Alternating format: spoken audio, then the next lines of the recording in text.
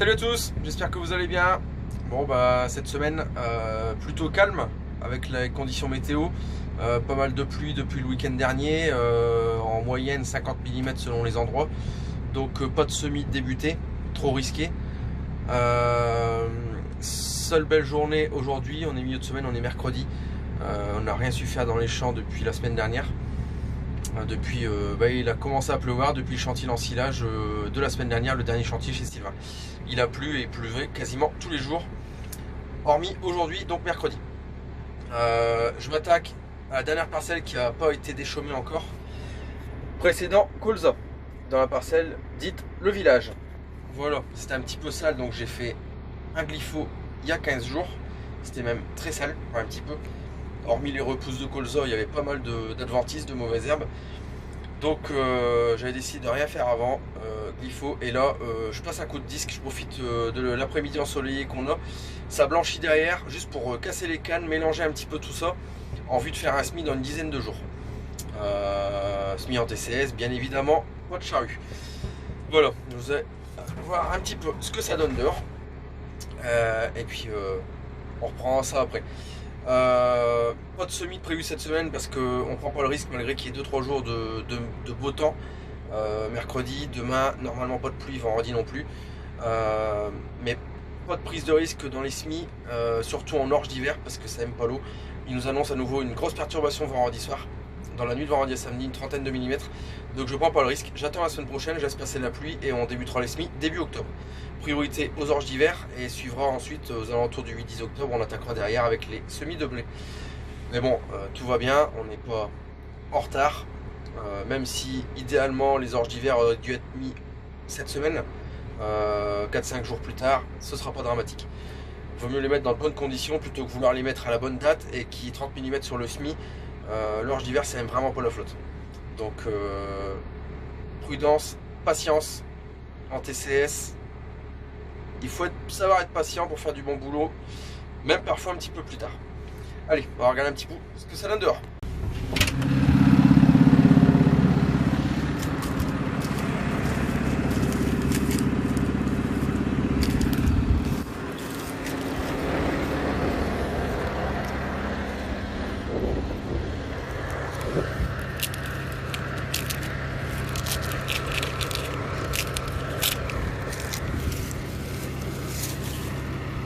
Alors le but c'est de mélanger tout ça un petit peu à la terre dans les 10 premiers centimètres, parce qu'il y a quand même, vous voyez, un bon paillis de matière organique à décomposer. Alors ce qui sera intéressant de regarder, c'est ce qu'il y a en dessous. Ouais, ouais. Limace, vers de terre qui est venu à la surface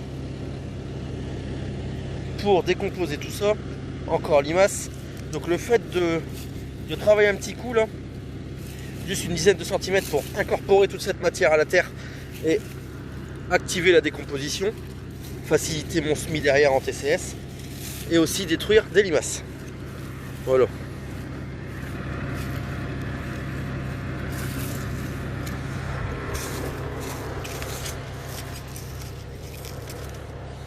Et un peu ce que ça donne après le passage du disque. Bon, les morceaux les plus gros sont comme ça c'est pas gênant. C'est bien détruit, bien mélangé.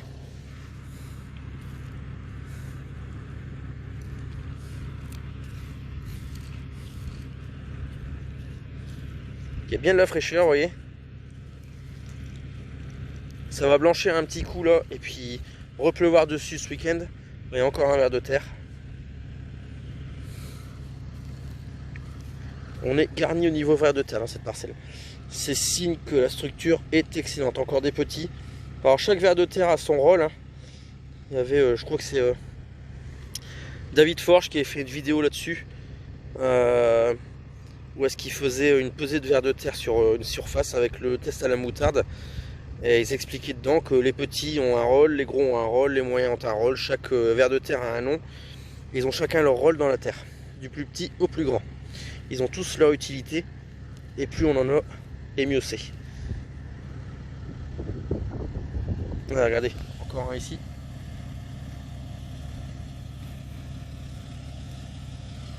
On est vraiment garni en ver de terre. Vous voyez, comme ça c'est bien mélangé. et c'est top pour activer un petit peu la décomposition. Voilà, 10 cm. Derrière ça, la pluie va nous damer un petit peu tout ça. Et donc pour le SMI, quand ça aura bien blanchi la semaine prochaine, après les orges d'hiver, on attaquera par les blés assolés après les colzas, aussi bien chez Samuel que chez moi. Donc ma première parcelle de blé sera ici. Il y aura un coup de smaragd à une quinzaine de centimètres. Et puis rotatif semoir, comme j'ai fait l'an dernier.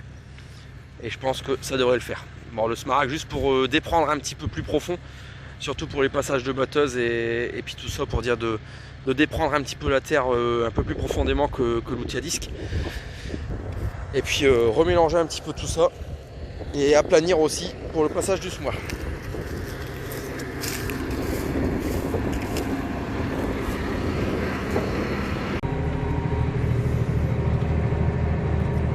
Bon, le 215 est quand même largement plus à l'aise. Ouais, on est à peine plus de 1500 tours minute moteur, on est à 11,5 à l'heure et on est aux alentours de 3 litres, entre 3 litres et demi et 4 litres à l'hectare de GNR.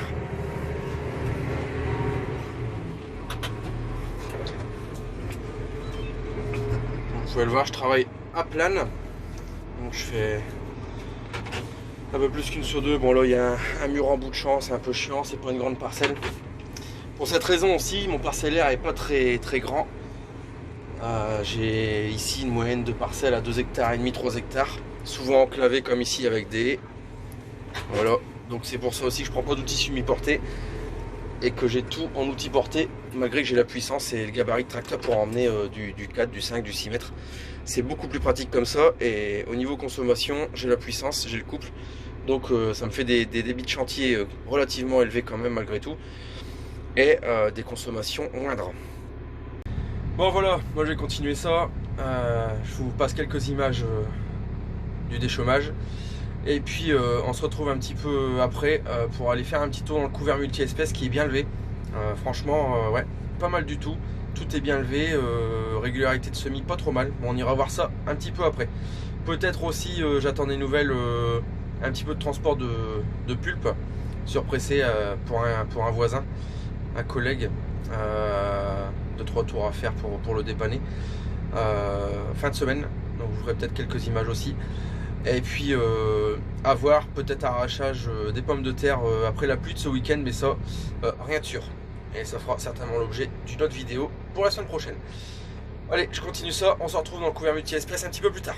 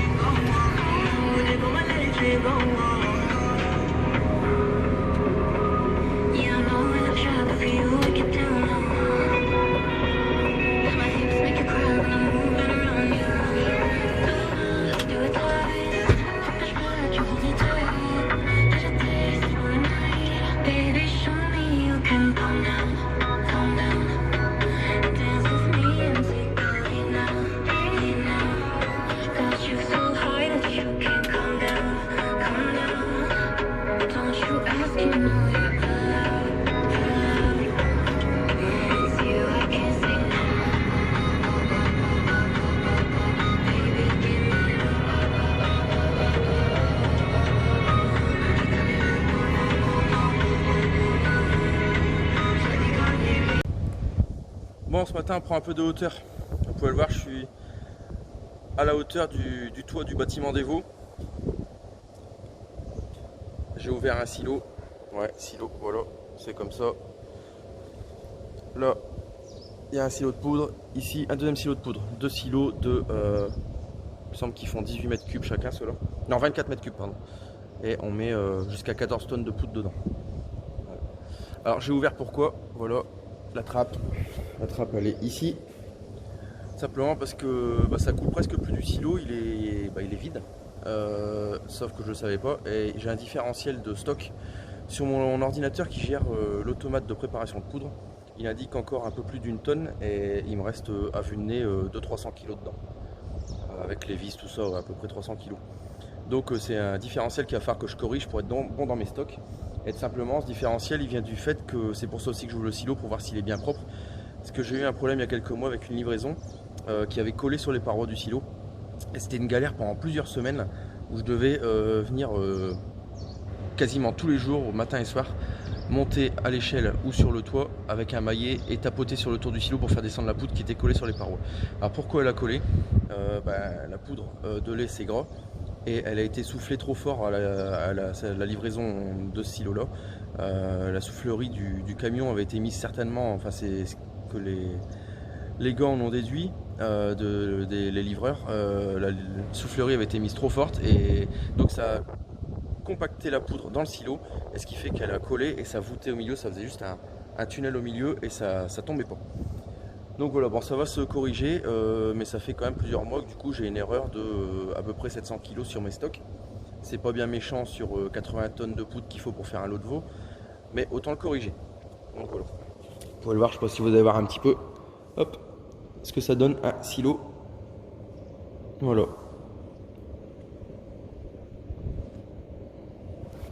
Voilà, comme vous pouvez le voir, il est nickel, il est propre. Bon, je vais pas passer le bras dedans parce que avec la chance que j'ai tout le temps, le portable va tomber dedans, je le récupérerai pas.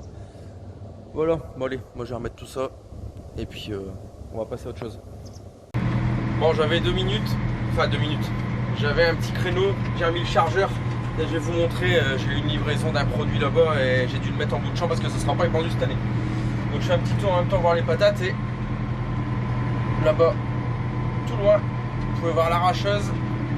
C'est donc Cyril qui va m'arracher les pommes de terre dans quelques jours, qui est arrivé sur un chantier là chez le voisin. Voilà, donc mon tour approche. À mon avis, c'est parce qu'il y a de la pluie ce week-end, autrement je pense que c'était pour ce week-end. Bon, ce sera début de semaine prochaine. Bon voilà, j'ai été livré par un camion de 25 tonnes par fond poussant. Donc il avait étalé ça sur une quinzaine de mètres le tas. C'est du Valorcide. Alors Valorcide, c'est un scorie issu de déchets de métallurgie. Et c'est un scorie très riche en calcium. Les terres qu'on a rachetées ici il y a un an ont grand besoin d'être dressées en tout, donc il faut agir très vite et avec des produits qui tapent quand même. Donc j'ai acheté un camion de Valorcide, ça fait 34% de calcium, de calcaire. Il y a de la magnésie, il y a du phosphore, du fer et il me semble qu'il y a un petit peu de zinc aussi.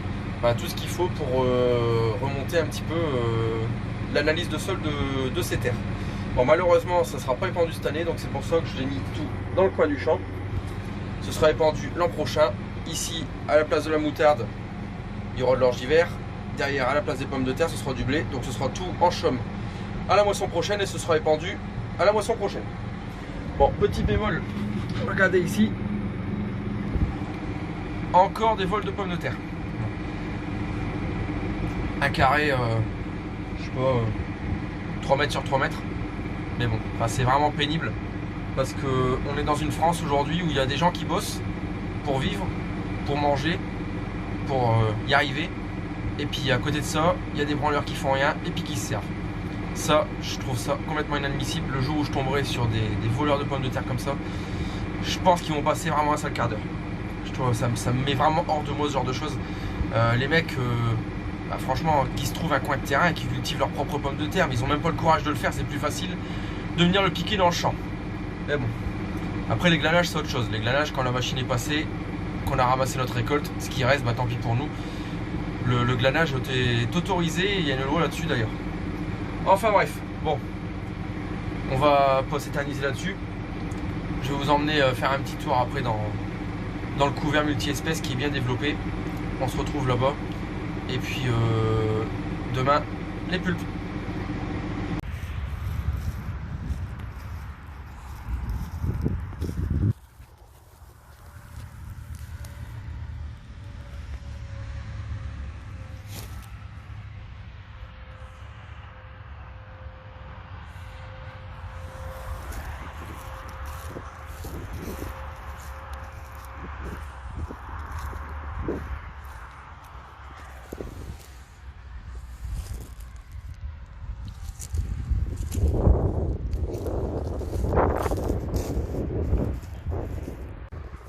Bon, petit tour dans le couvert multi-espèces. C'est pas mal levé. C'est un peu hétérogène. La qualité de semis, c'est pas encore le top. Ça marche bien au déchômeur à disque, mais je pense qu'il va falloir sérieusement réfléchir vu le coût que je mets dans l'argent que je mets dans l'achat de graines pour faire des couverts multi-espèces. Je pense qu'il va falloir sérieusement réfléchir à se mettre ça d'une autre manière. Et d'une autre manière, ça va être semoir céréales, je pense. Ou semoir semi-direct, mais bon. Pour avoir quelque chose de beaucoup plus homogène que ça. Là, vous pouvez voir que c'est pas mal. Hein. Ça fait même un peu en rang. C'est pas avec le rouleau sillonneur des chômeurs, c'est pas trop mal. Et par contre, il y a des zones comme ça, ici, c'est beaucoup plus clair. Est-ce que c'est les raccords de déchômeurs? Est-ce que... je sais pas. Je sais pas. Encore là, vous voyez. Ici, beaucoup mieux. Et puis je pense la régularité de lame, semoir centrifuge de lame comme ça, ou autre marque, hein, j'incrimine pas de lame plus qu'un autre. Je pense qu'au niveau, quand c'est des couverts comme ça avec des mélanges, des tailles de graines différentes, plus ou moins grosses, je pense que le débit est pas forcément toujours le même. Et la régularité, elle s'en ressent en semis.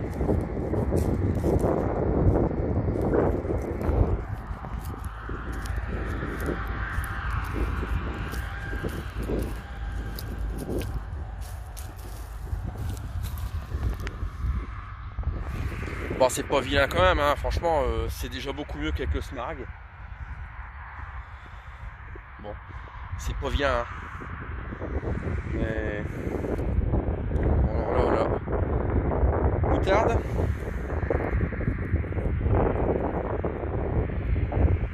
On a, il s'est barré, un radis. On a ici Faceli. On a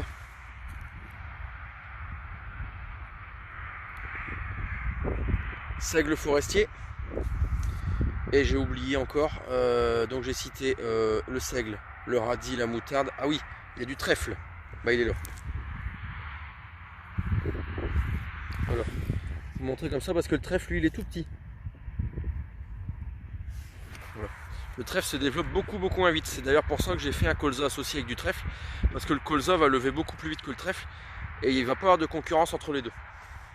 Donc, le fait que le trèfle pousse un petit peu en décalé un peu plus tard avec le colza, ça permet de faire un colza associé sans qu'il y ait de risque de concurrence avec la culture associée. Voilà, bon, et ben c'est bien. Moi je vais me rentrer parce que demain il y a les pulpes à transporter. Et ça va être demain. Très tôt, il fera encore largement noir. Puisque je compte partir vers 5-6 heures du matin. Allez, je me rentre. Bon, vous ne me voyez pas, mais moi je vous vois. Bon, c'est 6 heures du matin, en route pour la sucrerie. Transport de pulpe pressé pour un collègue. Bon, j'ai 2 tours à faire. La benne de Cuma, le T215. Bon, le T215, parce qu'on n'est pas encore au SMI, donc j'ai pris celui-là. À l'origine, ça devait être le N. Mais étant donné que c'est la première fois que je fais des pulpes avec cette benne, je veux voir un petit peu son comportement et je préfère avoir un gros tracteur parce que logiquement, selon les tableaux de charge et la plaque de la benne, on doit pouvoir mettre jusqu'à 23 tonnes, mais bon, à voir. Normalement, la benne, c'est une 23 tonnes de charge utile. Tout dépendra du poids à vide, etc. Sachant qu'on n'a pas le droit d'excéder 38 tonnes à la bascule sur 2 essieux à la benne à la sortie de la sucrerie. Allez, on est presque arrivé là. On a quasiment 40 minutes de route pour y aller. Et le retour sera plutôt 45 minutes avec quelques côtes. Là on est presque arrivé. Je vous fais voir un petit peu la sucrerie tout à l'heure quand il fera jour.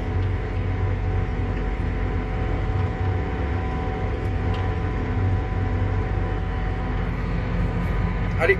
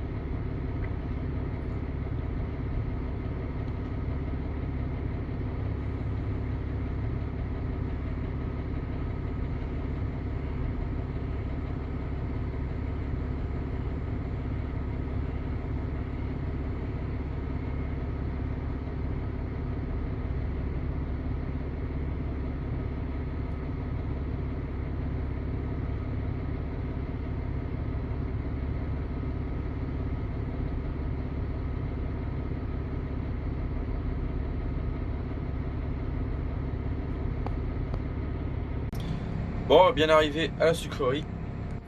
Le jour va pas tarder à se lever. Il y avait 2 camions avant moi. Donc là, le deuxième est en train de charger. Voilà, je vous mets quelques images du chargement. Et puis après, ça va être à moi. On va voir un petit peu comment ça se comporte la benne. Je suis passé à 15 tonnes 440 à vide. Donc dans les que la benne a fait à peu près, enfin on l'a vendu pour 6 tonnes à vide, je pense un petit peu plus quand même. Faudrait la peser pour voir. Et donc ça va dire que le 215 complètement à nu pèse 9 tonnes. Donc plutôt surpris du poids à vide du T215. Sans masse, sans rien, il est complètement à nu. Il y a le réservoir qui est quasi plein, c'est tout. Voilà, à peu près 9 tonnes le tracteur, même peut-être un bon 9 tonnes si la benne fait 6 tonnes. Allez, ça va être à mon tour, je charge. On se retrouve après.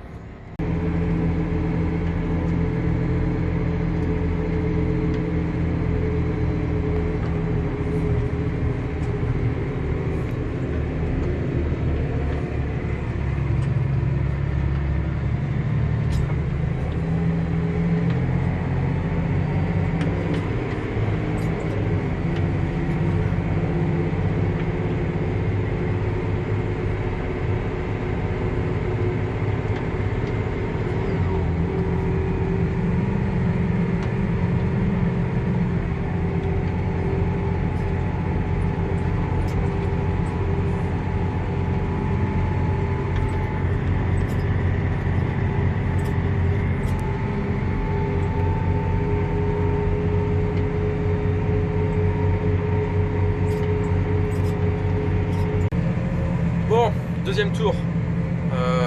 Premier tour un peu décevant, à peine 19 tonnes dans la benne. Je pense qu'il y a eu une incompréhension entre la bascule et le chauffeur du bulle. Et bon, j'avais pas retourné pour remettre 3 tonnes, ça aurait été un petit peu ridicule. Même si j'ai un petit peu montré mon mécontentement, parce qu'on a quand même acheté une benne avec une charge utile de 23 tonnes. On a le droit de sortir à 38. J'ai 15 tonnes 5 à vide. Je peux me permettre de sortir avec 22. Donc le deuxième tour, c'est rattraper 22 tonnes 540 dans la benne. Bon, ça tire un peu, mais ça roule bien. Donc là, je me retrouve à monter la côte. Voilà. Que je descendais il y a une semaine avec l'ensilage de maïs. Voilà. Bon, ça tire un peu hein, quand même là. Mais bon, quelle vue. C'est franchement une des plus belles vues du secteur. La vallée de la Canche, pour ceux qui connaissent. Voilà, bon, ce sera mon dernier tour parce que le copain il fait un tour avec sa benne, là il a terminé ses vaches. Il est parti faire un tour avec sa benne, donc on avait 60 tonnes à faire. Et ça va le faire. On va être bon. Voilà. Bon bah écoutez, je pense qu'on va rester là-dessus pour cette vidéo cette semaine. La semaine prochaine, début des semis. Normalement arrachage de pommes de terre. Et de quoi faire de belles images. Donc moi je vous laisse là-dessus et je vous laisse sur quelques images de l'ensemble. Et je vous dis à la semaine prochaine. Salut!